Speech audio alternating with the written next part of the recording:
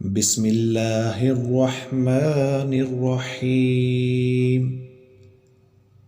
حضرت آدم علیہ السلام کی عزت و تقریب۔ اللہ تعالیٰ نے آدم علیہ السلام کو اپنے ہاتھ مبارک سے تخلیق فرما کر بلند مرتبہ عطا کیا، پھر فرشتوں سے آپ کو سجدہ کروا کر اس شرف و منزلت کا اظہار فرمایا۔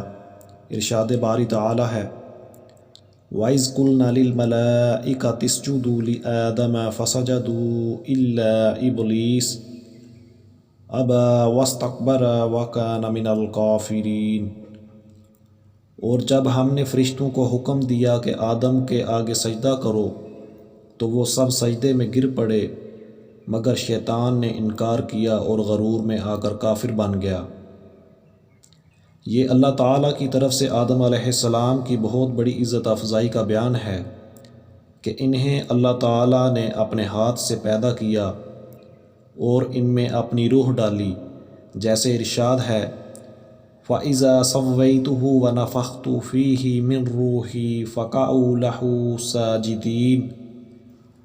تو جب میں اسے پورا بنا چکوں اور اس میں اپنی روح پھونک دوں تو تم سب اس کے لیے سجدے میں گر پڑنا۔ یہ چار انداز سے عزت افزائی ہے: اپنے دست مبارک سے پیدا کرنا، اپنی روح ڈالنا، فرشتوں کو حکم دینا کہ انہیں سجدہ کریں، اور چیزوں کے ناموں کی تعلیم دینا۔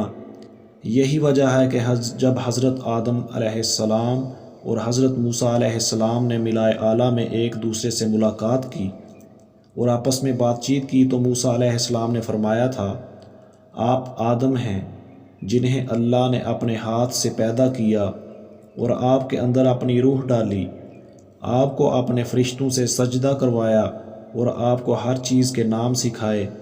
قیامت کے دن میدان محشر میں موجود لوگ بھی آدم علیہ السلام سے بات کرتے ہوئے ان کی یہی صفات بیان کریں گے۔